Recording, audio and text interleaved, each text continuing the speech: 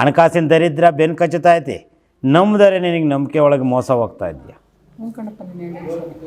ನಿಜವೇನಮ್ಮ? ಇದರಲ್ಲಿ ಯಾವುದೇ ರೀತಿಯಾದಂಥ ಕಷ್ಟಗಳ್ನ ದಿನ ನಾನು ಎದುರಿಸಿ ಬೇಸತ್ತಿದ್ದೀನಿ, ಇಲ್ಲ ಜೀವ ಉಳಿಲ್ಲ ಇಲ್ಲ ಜೀವ ಕಳ್ಕೊಳ್ಳ ಅನ್ನೋ ಮಟ್ಟಕ್ಕೆ ಕುಂತಿದ್ದೀಯ ಏನಮ್ಮ?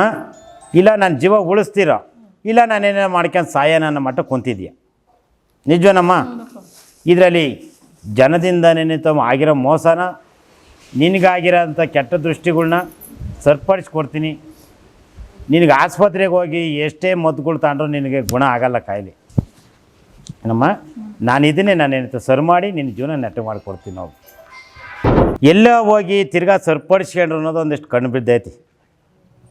ಒಂದಿಷ್ಟು ಲವಲವಿಕೆ ನಗು ಮುಖದಲ್ಲಿ ಓಡಾಡ್ತಾ ಇದ್ರಲ್ಲ, ಅದರಿಂದ ಸ್ವಲ್ಪ ನಿನಗೇನೈತ ನೋವು ಆಟ ಆಡಿಸ್ತಾ ಐತೆ. ಆ ಓನರು ಅನ್ನೋ ತಕ್ಕಂದ್ರೆ ಬಾಯಿ ಬೇಗ ಹಾಕಿಸ್ಕೊಂತೀನಿ ನಾನು. ಸರಿನೇನಪ್ಪ? ಸ್ವಲ್ಪ ಹಣಕಾಸಿಂದನೇಯ್ತು. ಈಗ ಹೆಂಗೆ ನಡೀತಾ ಇತ್ತು ಇನ್ನೂ ಸ್ವಲ್ಪ ಜಾಸ್ತಿ ನಡೆಸ್ತೀನಿ. ಸ್ವಂತದ್ದು ಅನ್ನತಕ್ಕಂಥ ಆ ಜಾಗ ವರ್ಗಾವಣೆ ಮಾಡಿ ಇನ್ನೊಂದು ಜಾಗಕ್ಕೆ ನಾನು ಕಳಿಸ್ಕೊಡ್ತೀನಿ ಏನಪ್ಪ. 1 ತಿಂಗಳು ಅವಧಿ ಸುಮ್ಮನಿರು, ಅಲ್ಲಿ ತನಕ ಸುಮ್ಮನಿರ್ಸ್ಕೊಂತೀನಿ ಓನರ್ನ. 1 ತಿಂಗಳು ಆದಮೇಲೆ ತಿರ್ಗಾನೇತ ನಿನ್ನ ಜೀವನ ಕತ್ಲಾಗಿರೋದು ಬೆಳಕಿ ಮಾಡ್ಕೊಡು. ಒಳ್ಳೆ ಕಡೆ ಮನೆ ಸಿಗುತ್ತೆ, ನಾನು ಹುಡುಕಿ ಕೊಡ್ತೀನಿ. ಆ ಜಾಗಕ್ಕೆ ನಾನು ಕಳಿಸಿ ನಿನ್ನ ಆ ಜಾಗದೊಳಗೇನೈತೆ ಒಂದು ಸ್ಥಿರವಾಗಿ ನಾನು ವಾಸ ಮಾಡೋಂಗೆ ಮಾಡಿಕೊಡ್ತೀನಿ. ನೀನೇನು ಭಯ ಪಡಬೇಡ. ಇನ್ನೂ ಹಣಕಾಸಿಂದ ಇನ್ನೂ ಜಾಸ್ತಿ ಓಡಾಡೋಂಗೆ ಮಾಡಿಕೊಡ್ತೀನಿ. ನಿನ್ನ ಕೈಯಲ್ಲಿ ಸ್ವಲ್ಪ ಉಳಿಯಂಗೂ ಮಾಡ್ತೀನಿ ಏನಪ್ಪ. ಈ ತಂದೆಯವ್ರ ಆರೋಗ್ಯ ಸರಿ ಹೋಗ್ತಾ ಇಲ್ಲ, ಯಾಕೋ ತೀರಾ ಇದಾಗಿದ್ದಾರೆ. ಇದನ್ನು ಅವನ ಹತ್ರ ಕೊಡು, ಇದನ್ನು ಅವ್ನಿಗೆ ಹೊಟ್ಟೆಗೆ ಕೊಟ್ಟು ಇದನ್ನು ಅವನಿಗೆ ಸ್ಥಾನಕ್ಕೆ ಹಾಕು. ಆರೋಗ್ಯದ ಒಂದು ಸ್ವಲ್ಪ ಚೇಂಜ್ ಮಾಡಿಕೊಡ್ತೀನಿ. ಇದನ್ನು ನೀನೊಂದು ಫಲ ತಗೊಂಡು ಒಂದನ್ನು ಏನಾಯ್ತು 3 ದಾರ ಕೊಡೋತ ನಿಲ್ಲಿಸ್ತೀವಿ. ಅಂದರೆ ನೀವು ಲಾಸ್ಟ್ ಟೈಮ್ ಇಲ್ಲಿ ಬಂದು ಪರಿಹಾರ ಪಡೆದಿದ್ದೀವಿ ಸ್ವಾಮಿ. ಸೊ ಇವಾಗ ಏನು ಚೇಂಜಸ್ ಕಂಡೈತೆ? ಈಗ ಮದುವೆ ವಿಚಾರ ಅರ್ಧಕ್ಕೆ ನಿಂತಿದ್ದು, ಈಗ ಅದು ಕೆಲಸ ಚಾಲೂ ಆಗೈತೆ. 95 ಭಾಗ ನಮ್ಮ ಲೆಕ್ಕಾಚಾರಕ್ಕೆ ಬಂದು ನಿಂತೈತೆ. ಓಕೆ, ಇನ್ನೊಂದು ಸ್ವಲ್ಪ ಒಂದು ಶ್ರಾವಣ ಹುಟ್ಟೋದಕ್ಕೆ ನಮ್ಮ ಲೆಕ್ಕಾಚಾರಕ್ಕೆ ಮಾಡ್ಕೊಡ್ತೀವಿ ಅಂತ ಹೇಳೈತೆ ಸರ್. ಅದು ಬಿಟ್ಟು ಮನೆ ಕಡೆ ಸ್ವಲ್ಪ ಮನೆ ಕಡೆಯಲ್ಲಿ ತೊಂದರೆಗಳು ತೊಂದರೆಗಳು ಮನೆ ಕಡೆಯಲ್ಲಿ ಲಾಸ್ಟ್ ಟೈಮ್ ಹೇಳಿದಾಗ ಮನೆ ಮೇಲೆ ಎಲ್ಲ ಓಡಾಡೋದೆಲ್ಲ ಕೆಲಸ ಸೌಂಡ್ ಎಲ್ಲ ಐತೆ ಅಂತ ಹೇಳಿದ್ರು. ಅವೆಲ್ಲ ಬಂದಾಗೈತೆ ಎಲ್ಲ ಬಂದಾಗೈತೆ. ಓಕೆ, ಆಮೇಲೆ ನಮ್ಮ ಮನಸ್ಸಿಗೆ ಆ ಥರ ಆಗ್ತಾ ಇತ್ತು. ಲಾಸ್ಟ್ ಒಂದು 8 ವರ್ಷ ಆ ಥರ ಆಗ್ತಾ ಇತ್ತು. ಈ ಪ್ರಯೋಗ ಮಾಡಿದ ಮೇಲೆ ನಮಗೆಲ್ಲ ಈಗ ಒಂದು ಕ್ಲಿಯರ್ ಮನಸ್ಥಿತಿ ಎಲ್ಲ ಚೆನ್ನಾಗೈತೆ. ಮನೆಯೊಳಗೆ ಏನಂತ ಪ್ರಾಬ್ಲಮ್ ಕಾಣ್ತಾ ಇಲ್ಲ. ಆಮೇಲೆ ಮದುವೆ ವಿಚಾರ ವಿಳಂಬ ಆಗಿದ್ದು, ಈಗ ಅದು ಯಾವ ಹುಡುಗಿ ನೋಡ್ಕೊಂಬಂದಿದ್ದೋ ಅದೇ ಹುಡುಗಿ ನಮಗೆ ಸಿಗೋ ಮೂಮೆಂಟ್ ಐತಿ. 95 ಭಾಗ ನಮ್ಮ ಲೆಕ್ಕಾಚಾರಕ್ಕೆ ಬಂದು ನಿಂತೈತೆ ಆಲ್ರೆಡಿ. ಅವ್ರು ಮಾತಾಡ್ತಾ ಇದ್ದಾರೆ. ಮೊದಲು ತಪ್ಪೋಗಿತ್ತಾ? ಕೈ ಬೈದು ಮಿಸ್ ಆಗಿ ಇನ್ನೊಬ್ರು ಕಡೆಗೆ ಸೊತ್ತಾಗ್ಬಿಟ್ಟಿತ್ತು ಅದು. ಓಕೆ, ಅದು ಈಗ ಅಲ್ಲಿ ಕ್ಯಾನ್ಸಲ್ ಆಗಿ ನಮ್ಮ ಕಡೆನೇ ತಿರ್ಕೊಂಡೈತಿ. ವಾಪಸ್ ಈಗ ಈ ಕಡೆ ಮುಂದೆ ಐತಿ, ಇನ್ನೊಂದು 5% ಐತರೊಳಗೆ ಆಗುತ್ತೆ. ಶ್ರಾವಣ ಹೇಳುತ್ತೆ ಟೈಮ್. ಸೊ ಅದು ಬಿಟ್ಟು ಈಗ ಈ ಜಾಗದಲ್ಲಿ ಹಟ್ಟಿಲಕ್ಕಮ್ಮ ಅವ್ರು ಬಂದು ಕೆಲಸಗಳು ಹೇಳಿದ್ ಮಾಡ್ಕೊಡ್ತಾವ್ರೆ, ಎಲ್ಲ ಮಾಡ್ಕೊಡ್ತಾವ್ರೆ. ನಿಮ್ಗೆ ಏನ್ ಅನ್ಸುತ್ತೆ ಇವಾಗ ಇಲ್ಲಿ ಬಂದಿದ್ಮೇಲೆ ಮನಸ್ಸಿಗೆ ನೆಮ್ಮದಿ ಐತೆ. ಆಮೇಲೆ ದೇವ್ರ ಐತೆ ಅನ್ನೋದಕ್ಕೆ ಒಂದು ನಂಬಿಕೆ, ಒಂದು ಸೃಷ್ಟಿಕರ್ತರಾಗಿ ದೇವ್ರ ಐತೆ ಅನ್ನೋ ನಮಗೆ ಮನಸ್ಸಿಗೆ ನೆಮ್ಮದಿ ಸಿಕ್ಕೈತಿ. ಓಕೆ, ಸೊ ನಿಮ್ಗೆ ಖುಷಿ ಕೊಟ್ಟೈತೆ. ಬೇರೆಯವ್ರಿಗೆ ಏನು ಹೇಳಕ್ ಬಯಸ್ತೀರಾ? ಎಲ್ಲರೂ ಬಂದು ಯಾರೇ ಕಷ್ಟ ಕಾರ್ಪಣ್ಯ ಏನೈತೆ ಅವ್ರು ಬಂದು ಪರಿಹರಿಸ್ಕೊಳ್ರಿ. ಒಳ್ಳೆ ಸನ್ನಿಧಿ ಜಾಗ, ದೇವ್ರ ಐತೆ ನಂಬಿಕೆ ಇರೋರಿಗೆ, ಭಕ್ತಿಯಿಂದ ಬರೋರಿಗೆ ದೇವ್ರ ಅನುಕೂಲ ಮಾಡ್ಕೊಡ್ತಾನೆ, ನಾನೇ ಸಾಕ್ಷಿ. ಸೊ ಅಷ್ಟು ಒಳ್ಳೇದಾಗೈತೆ. ಸರಿ, ಈಗ ಆರೋಗ್ಯದಲ್ಲಿ ತುಂಬ ಚೇತರಿಕೆ. ಆರೋಗ್ಯ ಪೂರ್ತಿ ಬೆನ್ನು ನೋವು ಅಂತ ಹೇಳಿದ್ರು ಲಾಸ್ಟ್ ಟೈಮು. ಆ ಬೆನ್ನು ನೋವು ಫುಲ್ ಕ್ಲಿಯರೆನ್ಸ್ ಆಗೈತಿ. ಯಾವುದು ಪ್ರಾಬ್ಲಮ್ ಏನಿಲ್ಲ. ಆಸ್ಪತ್ರೆಯಲ್ಲಿ ಏನು ಹೇಳಿದ್ರು? ಅದಕ್ಕೆ ಆಸ್ಪತ್ರೆಯಲ್ಲಿ ಅಂದರೆ ಅವಾಗ ಬರ್ತಿತ್ತು ಆಸ್ಪತ್ರೆ ಅಂತ ಹೇಳಿರಲಿಲ್ಲ. ಲಾಸ್ಟ್ ಟೈಮ್ ಹೋಟೆಲ್ ಬೆನ್ನು ಇದೇ ಜಾಗ ಬೆನ್ನಿಂದಲೇ ಬರುತ್ತೆ ಅಂತ ಹೇಳಿದ್ರು. ಅದು ಕ್ಲಿಯರ್ ಕಟ್ಟಾಗಿ ಕನ್ಫರ್ಮ್ ಆಯಿತು. ಓಕೆ, ಇದೇ ಥರ ಕಾಯಿಲೆ ಐತೆ ಅಂತ ಹೇಳ್ಬಿಟ್ಟು ಅದು ಆ ಟೈಮ್ ಪೂರ್ತಿ ನಿಂತೋಯ್ತು. ಅದೇನು ಕಾಣ್ತಾ ಇಲ್ಲ ನನಗೆ. ಈ ಪೂರ್ತಿ ಮದುವೆದು ಏನು ವಿಳಂಬ ಆಗಿತ್ತು ಅದು ಮಾತ್ರ ಕನ್ಫರ್ಮ್ ಆಗಿ ಅದು ಕ್ಲಿಯರ್ ಕಟ್ಟಾಗಿ ನಮ್ಮ ವಿಚಾರ ಹುಡುಗಿ ಬೇರೆ ಮೇಲೆ ಸೊತ್ತಾಗಿ ನಮ್ಗೆ ಕ್ಯಾನ್ಸಲ್ ಆಗಿ ನಮ್ಮ ಕಡೆಗೆ ತಿರ್ಕೊಂಡೈತಿ. ಎಷ್ಟು 20 ದಿವಸ ಟೈಮ್ ಹೇಳಿತ್ತು. ಓಕೆ, 21 ದಿವಸದೊಳಗೆ ಆದ್ರೆ ಇದನ್ನ ತೋರಿಸ್ತೀನಿ ಅಂತ ಹೇಳಕ್ಕೆ 20 ದಿವಸ ಟೈಮ್ ಬಂದಿತ್ತು. ಓಕೆ, ನಮಗೆ ಲಾಸ್ಟ್ 15 ಡೇಸಲ್ಲಿ ನಮ್ಮ ಲೆಕ್ಕಾಚಾರಕ್ಕೆ ಸಿಗ್ತದೆ. ಸೊ ಅದಾಗುತ್ತೆ. ನಮ್ಮ ಲೆಕ್ಕಾಚಾರ ಸಿಕ್ಕಿ ಈ 95 ಭಾಗ ಕೆಲಸಕ್ಕೆ ಬಂದಿರ್ತೈತಿ. ಇದು ಫೈನಲ್ ಹಂತದಲ್ಲಿ ಐತಿ. ಓಕೆ, ಒಳ್ಳೇದಾಗ. Thank you sir. ಹೇಳಿ, ಏನು ತೊಂದರೆ ಇತ್ತು ನಿಮಗೆ? ಇಲ್ಲಿ ಬಂದಮೇಲೆ ಏನೆಲ್ಲ ಒಳ್ಳೇದಾಗುತ್ತೆ? ನಮಗೆ ತುಂಬ ತೊಂದರೆ ಮಾಡಿದರು.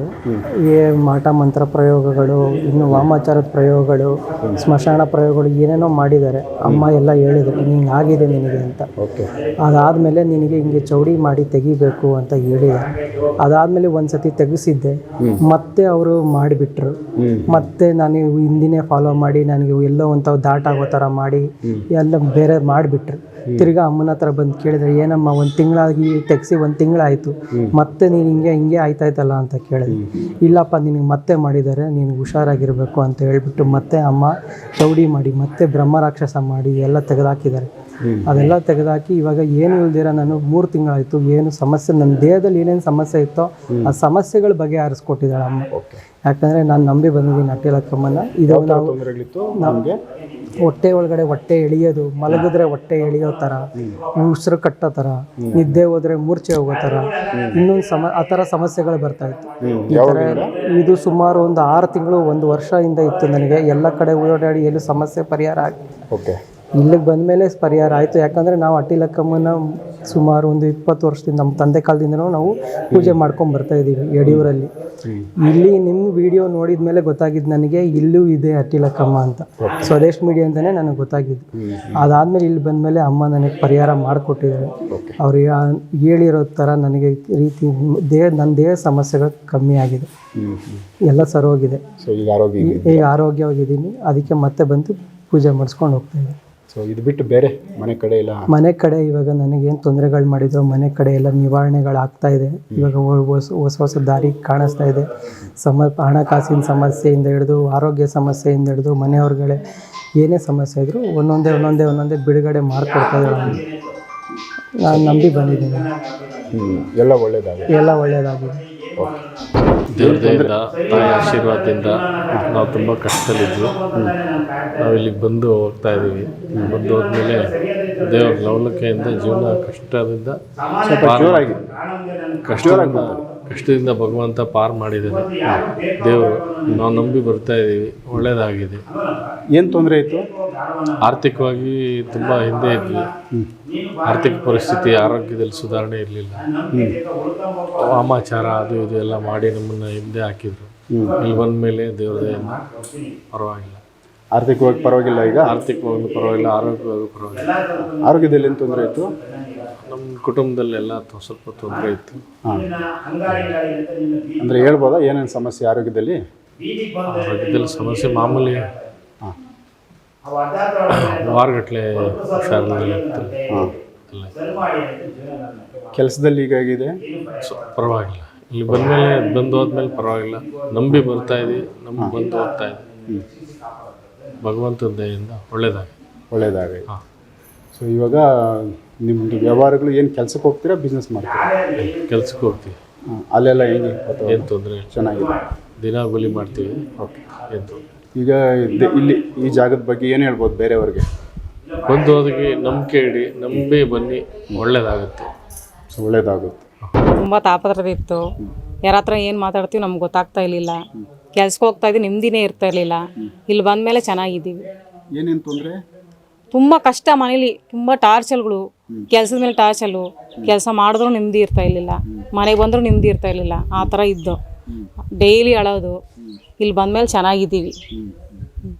ಮನೆ ಕಡೆ ಬರೀ ಕಷ್ಟ, ತುಂಬ ಕಷ್ಟ. ಆರೋಗ್ಯ ಸುಮಾರಾಗಿ ಇತ್ತು. ಇಲ್ಲಿ ಬಂದಮೇಲೆ ಚೆನ್ನಾಗಿದ್ದೀವಿ. ಏನು ತೊಂದರೆ ಆಗಿತ್ತು ಗೊತ್ತಾ? ಏನು ತೊಂದರೆ ನಿಮ್ಗೆ ಆಗಿತ್ತು ಗೊತ್ತಾ? ಅಮ್ಮ ಏನು ತಿಳಿಸ್ಕೊಡ್ತು ಅಂತ ಯಾರೋ ಏನೋ ಮಾಡಿದ್ರು ಅಂತೇಳಿ ತಿಳಿಸಿದ್ರು. ಏನು ವಿಚಾರಕ್ಕೆ? ಯಾರೋ ಏನೋ ಮಾಡಿಸ್ಬಿಟ್ಟಿದ್ರು. ತುಂಬ ಎಣ್ಣೆ ಒಯ್ರಿ, ನೀರೇ ಒಯ್ರಿ ಅಂದಂಗೆ ಆಗೋಯ್ತು ಜೀವನ. ಏನು ತೊಂದರೆ ಇವ್ರಿಗಿತ್ತು? ನಮಸ್ತೆ ವೀಕ್ಷಕರೇ. ಇದರಲ್ಲಿ ಹೇಳ್ತೀವಲ್ಲ, ಜನ ನೆಮ್ಮದಿಯಾಗಿದ್ದರು ನೆಮ್ಮದಿಯಾಗಿರೋಕ್ಕೆ ಬಿಡಲ್ಲ. ಅಲ್ಲೇನೈತೆ ಒಂದಿಷ್ಟು ಹುಳಿನಾದ್ರೂ ಹಿಂಡ್ಬಿಟ್ಟು ಅವ್ರ ಸಂಸಾರದೊಳಗಂತೂ ಕಲ್ಲು ಹಾಕಿಬಿಡ್ತಾರೆ. ಆ ಕಲ್ಲು ಹಾಕ್ದಂಗೆ ಏನೈತೆ, ಗಂಡನ ಕಂಡ್ರೆ ಹೆಂಡ್ರಿಗಲ್ಲ, ಹೆಂಡ್ರನ್ನ ಕಂಡ್ರೆ ಗಂಡಗಾಗದಂಗೆ, ತಾಯಿ ಮಗನೇ ಆಗದಂಗೆ ಇವ್ರು 4 ಜನ 4 ದಿಕ್ಕಾಗಂಗೆ ಮಾಡಿದರು. ಹೌದು. ತಾಯಿ ಮಗನೇ ಸೇರಬಾರ್ದು, ಗಂಡ ಹೆಂಡ್ರನ್ನೇ ಸೇರಬಾರ್ದು. ಇದರಲ್ಲಿ ಒಂದು ತಕ್ಕದ್ದು ತಾಯಿ ತಂದೆ ಪ್ರೀತಿ ವಾಸ್ತಲ್ಲೇ ಒಂದು ಕುಟುಂಬನ ತಕ್ಕದ್ದು ಅನ್ನಿಸ್ಕೊಂಡಂಗೆ ಕುಟುಂಬನೇ ಒಡಕುಟ್ಟು ಹೋಯ್ತಲ್ಲಿ. ಆ ಥರ ಆಗಿತ್ತು. ಮತ್ತೇನೈತೆ ಅನಾರೋಗ್ಯದೊಳಗೂ ಅಷ್ಟಕ್ಕಷ್ಟೇ ಅವ್ರು. ಇದನ್ನೇನೈತೆ ಬೇಕು ಅಂತಲೇ ಏನೈತೋ ಒಂದು ಎಣ್ಣೆಗೆ ಇವ್ರಿಗೆ ಎಣ್ಣೆ ಸ್ಥಾನ ಇರೋದು, ಇಂಥದ್ದು ಒಂದು ಎಣ್ಣೆ ಇವ್ರಿಗೆ ಸೃಷ್ಟಿ ಆಯ್ತು. ಅದೇ ಇವ್ರ ಜೀವನದೊಳಗೆ ಆಟ ಆಡಿ ಇಷ್ಟನೇನಿತ್ತು. ಇವತ್ತು ಎಲ್ಲ ವಶೀಕರಣ ಪ್ರಯೋಗದ ಅನ್ನತಕ್ಕದ್ರೊಳಗೆ ಇದನ್ನು ಸತಿಪತಿಗಳನ್ನೇ ಅಪಹರಿಸ್ಕೊಂತಾರೆ. ಮೊದಲೆಲ್ಲ ಕಿಡ್ನಾಪ್ ಮಾಡ್ಕೊಂಡು ಹೋಗೋರು, ಇವಾಗೇನೆಲ್ಲ ವಶೀಕರಣದೊಳಗೆ ಅಪಹರಿಸ್ಕೊಂಡು ಹೋಗ್ತಾರೆ. ಅದನ್ನು ತನ್ನಲ್ಲಿ ತನಗೆ ಸೆಳೆಕಣ ಆಗ್ತದೆ ವಶೀಕರಣ. ಆ ವಿದ್ಯೆದೊಳಗೆ ಇವ್ರಿಗೇನೈತೆ ಆಟ ಆಡಿಸಿದ್ರು ಅವ್ರನ್ನ. ಅವನ್ನೆಲ್ಲ ಕಟ್ ಮಾಡಿ ಅದ್ರಾಗೆ ಕಳ್ಳರುಗಳು ಯಾರು ಎಲ್ಲೆಲ್ಲಿ ಯಾವ ಥರ ಅನ್ನತಕ್ಕದನ್ನು ಇಲ್ಲಿ ಪತ್ತೆ ಹಚ್ಚಿ ಅವನು ಸರಿಪಡಿಸ್ಕೊಟ್ಟು. ಅಂದರೆ ಇವಾಗ ಅಂದರೆ ಮನೆಯವ್ರು ಬಂದು ಬೇರೆ ಕಡೆ ಇದ್ದಾರೆ ಅಂತ. ಹ್ಞೂ ಈಗ ಯಾವ ಥರ ಇದೆ ವಾತಾವರಣ? ಇವಾಗ ಏನು ಮಾತಾಡ್ತಾ ಇಲ್ಲ, ಬರ್ತಾನೂ ಇಲ್ಲ. ಅದಕ್ಕೆ ಅಮ್ಮ ಹೇಳೈತೆ. ಎಷ್ಟು ವರ್ಷದಿಂದ ಇದು? ಸುಮಾರು ಇವಾಗ ಒಂದು 6-7 ತಿಂಗಳಾಯಿತು. ಹ್ಞೂ ಸಂಪಾದನೆ ಮಾಡಿದ್ದು ಮನೆಗೆ ಕೊಡ್ತಾ ಇಲ್ಲ? ಹ್ಞೂ ತುಂಬ ಕಷ್ಟ. ಹಾಂ, ನಾವು ಮನೆ ಕೆಲಸ ಮಾಡ್ಕೊಂಡು ತಿಂತಾಯಿದ್ವಿ. ಅದು ಕೂಡ ನೆಮ್ಮದಿ ಇಲ್ಲ. ನಮ್ಮ ಮಗನ ಕಂಡ್ರೆ ನಮ್ಗಾಗಲ್ಲ, ನಮ್ಮ ಕಂಡ್ರೆ ಅವ್ರಿಗಾಗಲ್ಲ. ಮಗಳು ಹಂಗೆ ದೂರ ಆಗಿದ್ದಾಳೆ. ಇವಾಗ ಪರವಾಗಿಲ್ಲ, ನಮ್ಮ ಮಗ ಸ್ವಲ್ಪ ಚೆನ್ನಾಗಿದ್ದಾನೆ. ಮನೆ ಒಳಗಡೆನೆ ಮಕ್ಕಳೇ ದೂರ ಆಗ್ತಾರೆ? ಮಕ್ಕಳೇ ದೂರ ಆಗಿದ್ದಾರೆ ನಮಗೆ. ಇವಾಗ ಇಲ್ಲಿ ಬಂದಮೇಲೆ ನೆಮ್ಮದಿ ಐತೆ, ಚೆನ್ನಾಗಿದ್ದೀವಿ. ಯಾರ ಹತ್ರ ಏನು ಮಾತಾಡಬೇಕು ನನಗೆ ಗೊತ್ತಾಗ್ತಾ ಇರಲಿಲ್ಲ. ಇಲ್ಲಿ ಅಮ್ಮನ ಹತ್ರ ಬಂದಮೇಲೆ ಚೆನ್ನಾಗಿದ್ದೀವಿ. ಈ ಮಕ್ಕಳು ಬಂದು ನಿಮ್ಮ ಹಾಂ ಮಾತಾಡ್ತಾರೆ, ಮುಂಚೆಗಿಂತ ಇವಾಗ ಚೆನ್ನಾಗಿ ಮಾತಾಡ್ತಾರೆ. ನೆಮ್ಮದಿಯಾಗಿದ್ದೀವಿ. ಅಮ್ಮನ ಹತ್ರ ಬಂದಮೇಲೆ ಪರವಾಗಿಲ್ಲ, ಎಲ್ಲ ಚೆನ್ನಾಗಿ ಆಗ್ತಾ ಇದೆ. ಇವಾಗ ಯಾರ ಹತ್ರ ಏನು ಮಾತಾಡಬೇಕು ಅದು ಗೊತ್ತಾಗ್ತಾ ಇರಲಿಲ್ಲ ನನಗೆ. ತುಂಬ ಕೋಪ ಕೋಪ ಕೋಪ. ಇವಾಗ ಸ್ವಲ್ಪ ಪರವಾಗಿಲ್ಲ, ಎಲ್ಲ ಚೆನ್ನಾಗಾಗಿದೆ. ಇವಾಗ ಏನು ಹೇಳೋದು ಬಯಸ್ತಾರೆ ದೇವಸ್ಥಾನ ಬಗ್ಗೆ? ತುಂಬ ಚೆನ್ನಾಗಾಗುತ್ತೆ, ಬರ್ಬೋದು, ಎಲ್ಲ ಒಳ್ಳೇದಾಗುತ್ತೆ. ಅಮ್ಮನ ನೋಡಿ ನಿಮ್ಗೆ ಏನು ಅನ್ನಿಸ್ತೈತೆ ಈಗ? ಅಮ್ಮನ ನೋಡಿ ತುಂಬ ಖುಷಿ ಆಗ್ತೈತೆ. ಹೇಳಿದ ಮಾತು ನಡೆಸ್ಕೊಡ್ತಾರೆ? ಹ್ಞೂ ನಡೆಸ್ಕೊಡುತ್ತೆ, ಚೆನ್ನಾಗಿದ್ದೀವಿ. ಅದಕ್ಕೆ ನಾವು ಬಂದಿದ್ದೀವಿ, ನಂಬ್ಕೊಂಡು ಬರಬೇಕಷ್ಟೇ. ಒಳ್ಳೆಯದು. ನಮಸ್ತೆ.